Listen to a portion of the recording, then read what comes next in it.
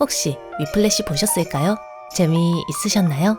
라라랜드는 보셨을까요? 취향에 맞으시던가요? 저는 위플래시도 라라랜드도 봤고 정말 솔직히 말씀드려서 두 작품 모두 제 취향은 아니었어요. 잘 만든 건 알겠는데 영화 속 캐릭터들이 제 기준에선 좀 불호였달까요? 그래서 바빌론은 보기 전부터 걱정이 많았는데요. 웬걸 놀랍게도 취향 중에 취향이었네요.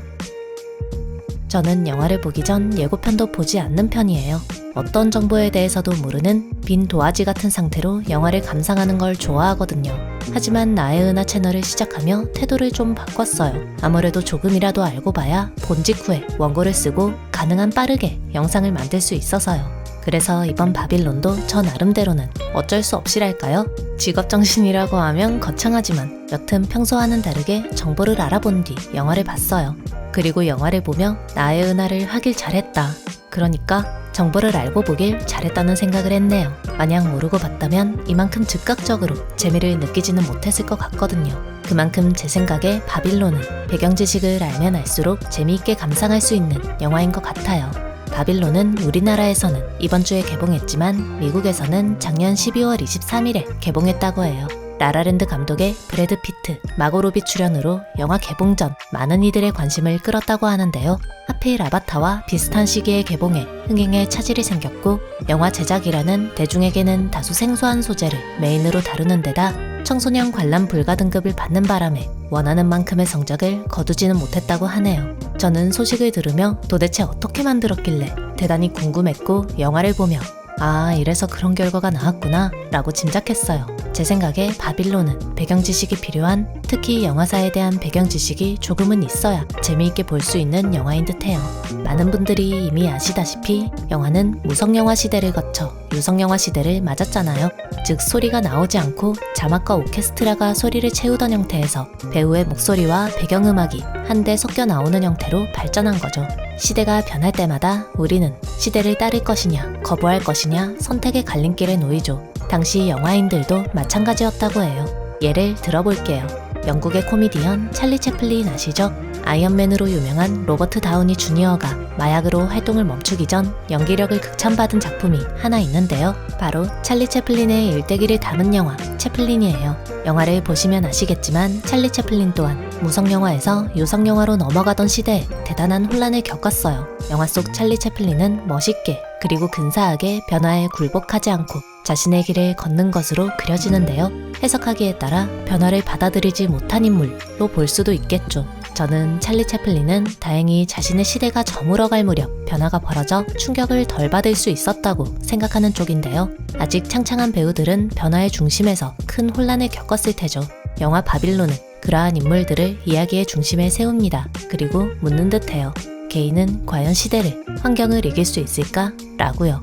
덧붙여 영화를 보시기 전 가능하다면 채플린을 보고 가시기를 추천드려요. 바빌론을 훨씬 깊이 있게 보실 수 있으실 거라 감히 짐작해봅니다.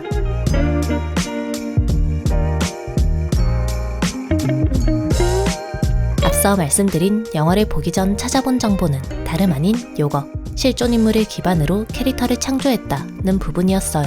실존 인물에 대해 어느 정도 알고 본 덕분에 보다 이야기에 이입할 수 있었거든요. 영화에는 실존 인물을 바탕으로 한 캐릭터가 둘 등장하는데요. 하나는 브래드 피트가 연기한 잭 콜레드이고 또 다른 하나는 마고 로비가 연기한 넬리 라로이예요. 먼저 잭 콜레드의 실존 인물부터 살펴볼게요.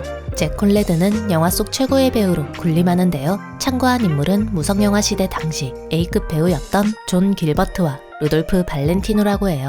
영화 초반 잭 콜레드는 이탈리아어로 말하는데요. 루돌프 발렌티노가 미국에 기반을 둔 이탈리아 배우였다고 하네요.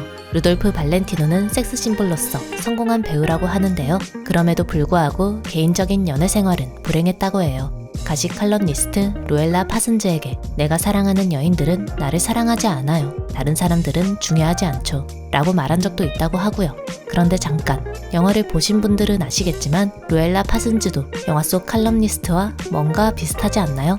그럼 이제 또 다른 인물 존 길버트를 살펴볼게요. 많은 분들은 루돌프 발렌티노보다 존 길버트가 잭 콜레드와 비슷하다고 본다고 하는데요. 이유는 존 길버트가 어린 시절 급여를 청구할 때 자신의 이름을 잭 길버트라고 썼던 데다 스포가 될까봐 더 많은 이야기는 하지 못하겠지만 가능한 스포를 피해 간략하게 말씀드리자면 그 또한 잭 콜레드와 마찬가지로 무성영화 시대의 인기 주연이었고 시대가 변하며 가라앉았기 때문이라고 해요. 영화 제작자 어빙의 후원으로 MGM에서 일한 점, 결혼과 이혼을 무한 반복하며 술에 취해 살았던 행적도 잭 콜레드와 꼭 같다고 하고요.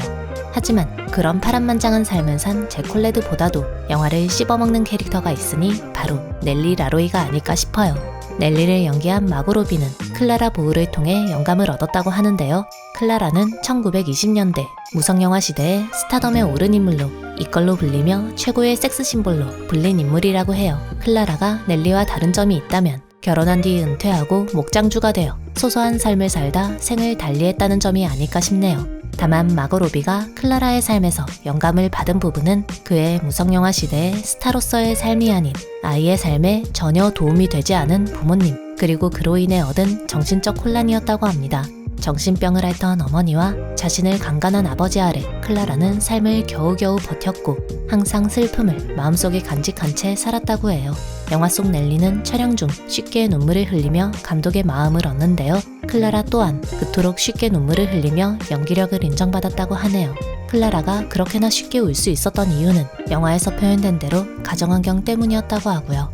그렇듯 클라라는 발랄한 외모, 능숙한 연기로 많은 사랑을 받았는데요. 무성영화에서 유성영화로 시대가 바뀌며 변화에 적응하는 데 힘들어했다고 합니다.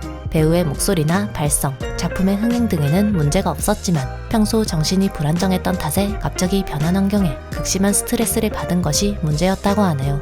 그렇게 클라라는 급작스럽게 바뀐 환경, 스캔들, 과로를 이기지 못하고 결국 할리우드를 떠났다고 합니다.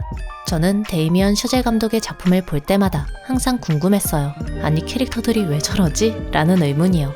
캐릭터들에게서 어떠한 선도 악도 느낄 수 없는 모호함이 기분 나쁘게 느껴졌던 것도 사실이고요. 그런데 이번 바빌론을 보며 감독이 세상을, 사람을 어떻게 바라보는지 엿볼 수 있었고 그 덕분에 앞선 작품들과 그 작품들 속 캐릭터들을 보다 잘 이해하게 됐다고 생각합니다. 그러니 바빌론은 저에게 있어 데이미언 셔젤이라는 문 너머를 볼 수 있게 한 열쇠와도 같은 영화였다고 말씀드리고 싶네요. 그런 이유로 저처럼 앞선 두 작품이 불호이셨던 분이시더라도 바빌론은 아주 재미있게 보실 수도 있다고 조심스럽게 말씀드려봅니다. 그리고 작품이 특히 영화 팬들의 마음을 사로잡은 걸로 알고 있는데요. 영화를 보며 그런 생각을 했어요. 마치 그 시대를 잠깐 누리는 것 같다. 그런 마음속에 간직했던, 머리로만 알고 있던 당시가 마치 지금 눈앞에 펼쳐진, 심지어 더 화려하고 격정적으로 펼쳐진 것 같아 영화를 보는 내내 반갑기도 하고 기쁘기도 했습니다. 데이미언 셔젤 감독 특유의 스타일리시한 연출이 대단히 멋있어 눈과 귀가 즐거웠던 것도 한몫했고요. 영화가 상당히 선정적이에요. 후기를 읽어보면 몇몇 분들께서는 여기까지 난잡할 필요가 있을까? 라고 쓰셨던데요. 아무쪼록 관람을 계획한 분들께서는 그 정도로 수위가 장난이 아니다 라는 점 알고 보시는 게 좋을 것 같아요. 또 라라랜드처럼 이야기가 상큼하지도 않다는 거. 물론 라라랜드도 상큼하기만 한 영화는 아닌데요. 바빌론보다는 가볍게 즐기기에 좋은 영화였다고 생각해요. 그리고 러닝타임이 3시간 남짓이라 엉덩이가 아플 수도 있다는 거 유의하고 보시는 게 좋을 듯해요. 데이미언 셔젤 감독의 작품이라는 사실에 겁을 먹었던 몇 시간 전에 저를 돌이켜보면 참 놀라운 변화가 아닌가 싶어요. 지금의 저는 영화를 한 번 더 보고 싶다는 생각을 간절하게 할 정도니까요. 깊이 감동했고 영화 초반에 말씀드렸듯 이런 작품을 펼쳐준 감독에게 감사의 인사를 전하고 싶어요. 배우라 그런가 배우 연기를 기깔나게 연기한 브래드 피트와 마고 로비, 디에고 칼바에게도 찬사를 보냅니다.